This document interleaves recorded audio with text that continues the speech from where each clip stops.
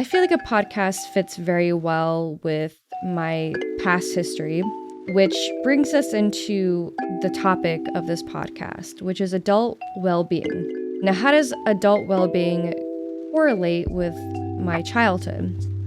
I'm so glad you asked, because we're going to get into that today with this podcast.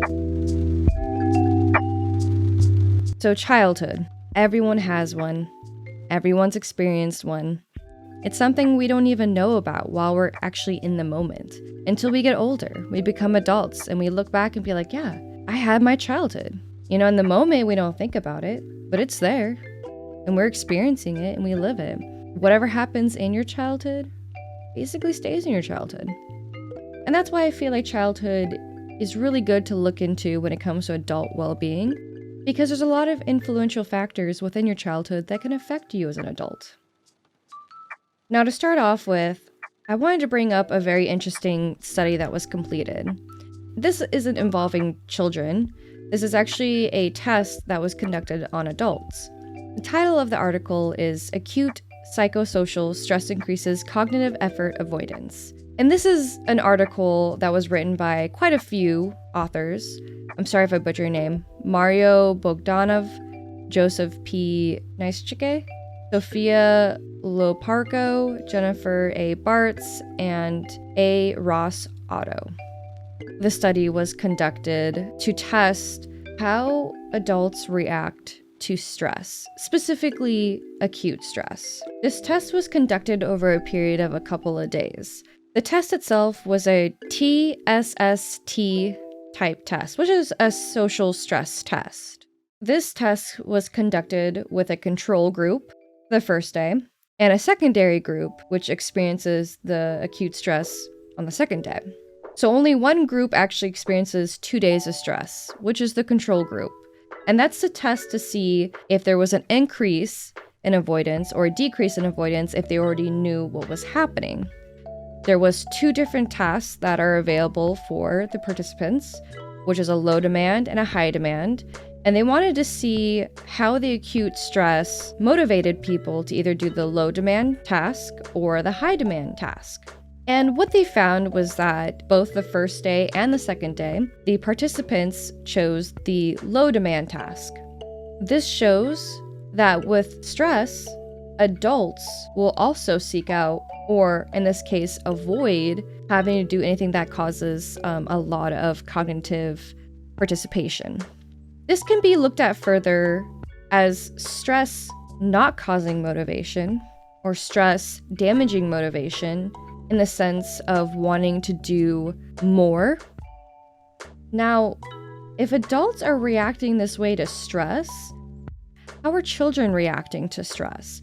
Looking into why children are affected by stress or how they're affected by stress could give us a really good understanding as to why adults are choosing to avoid certain tasks when acute stress is presented, even though they already knew what was going to happen. That brings me into my next really big topic, and that topic is looking into childhood trauma and how it correlates with anxiety disorders in adulthood. For that, I read the article, A Developmental Psychopathology Model of Childhood Traumatic Stress and Intersection with Anxiety Disorders. This study was done by Robert Heinous, Alan Steinberg, and John Piacentini. Basically, in this article, they talk about childhood and how danger, trauma, fear, and anxiety are all basically embedded in our human conditioning. They also touch on, appraisal, response, and adaptation to danger. And all of that is correlated with their family, what groups they associate with, and just society as a whole. Some of the things that they touch on in this article is traumatic stress, and they discuss how traumatic stress can be seen in childhood and how children are reacting to that. With traumatic stress, they also talk about appraisal and response to danger. The main point of this article is to really enunciate on the fact that childhood traumas and stressors were causing mental health disorders in the future. This is based on a bunch of different research and articles that they looked into, so I highly recommend reading the article, looking at all of those, and seeing why they created a diagram to explain how childhood stressors, and again, trauma, are causing these mental health disorders. Specifically in this article, they're touching on anxiety, how these stressors and traumas are causing anxiety in adulthood. We're all going to experience stress, even as a child, even as an adult. And there has been an argument made that stress can actually be beneficial to us. In my opinion, stress in moderation allows us to learn, to grow from it, adapt to it. This argument was also looked further into when it came to memory. In the article, Can an Unpredictable Childhood Environment Enhance Working Memory?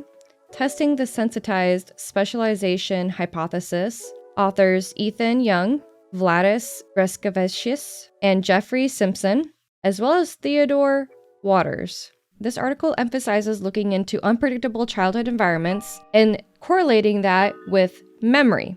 How they did this was by taking participants who had a range of different types of childhood, majority of them being unpredictable, and then giving them a test where they had to look at a slideshow, complete a task, and then talk about that slideshow after they were done with their task. This allowed them to see correlation, like I mentioned earlier, between their childhood and how their memory is working now. And according to the article, what they found was that an unpredictable childhood did actually do better on the memory test. I feel like this is a pretty good example that some stressors can actually be good and beneficial to us. But I feel like categorizing an unpredictable childhood doesn't really encompass a lot of stress. An unpredictable childhood doesn't mean they experienced a lot of stress.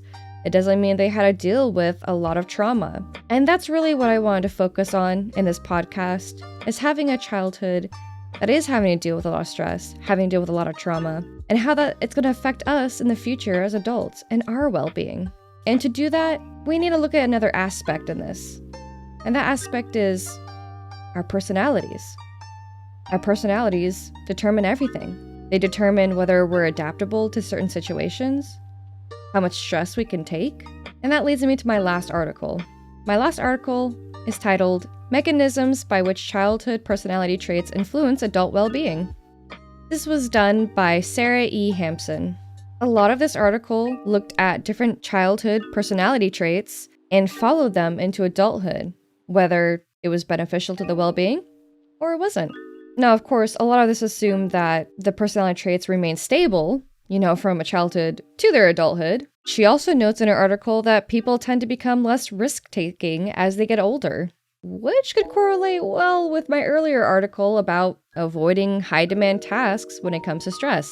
Could be a normal thing. Some of the childhood traits that she looked into was mortality, marital outcomes, educational attainment, career success, and the quality of peer and family relationships. And what she found, the biggest trait that really showed whether or not an adult could achieve well-being, was conscientiousness. Just doing a quick Google search, the definition of that is the quality of wishing to do one's work or duty well and thoroughly.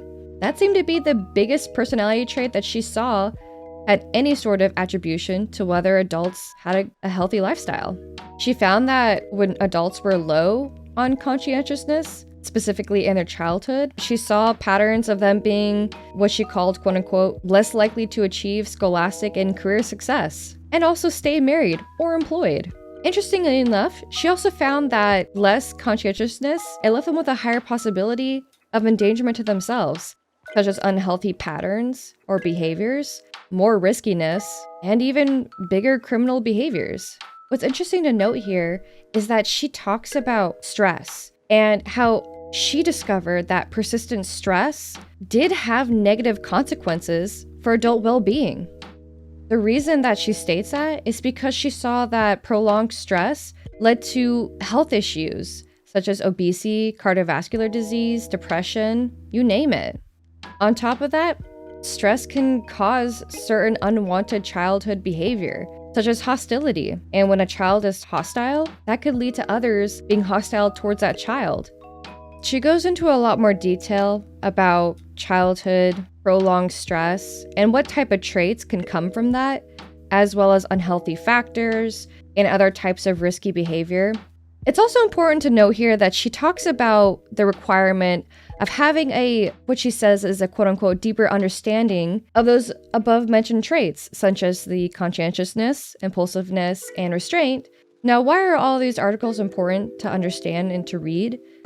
Well, because it paints a better picture of how we can correlate our childhood to adulthood and into our well-being and health. Going back to what Sarah stated earlier, understanding these traits of who we are could actually help our adult well-being now. What I mean by that is by looking at these traits, we can determine what factors are causing our unwell-being in the future. And by using different sources like therapy can really be beneficial in understanding ourselves. And understanding ourselves can be the biggest push in helping our health and well-being in the end. So I want to conclude with everything that we've learned so far about stress, how it affects our childhood, how it affects our adulthood, and how stress can dictate what actions we take in the future, and that can affect our well-being. I want to bring it all together and finally end on the note that we don't have to look at our childhood as something that's permanent of who we are. We can progress from it. Instead of looking at our childhood as a negative viewpoint, we can look at it as a learning lesson or something we can dive into deeper to make sure our well-being as an adult is the best that it can be in the future.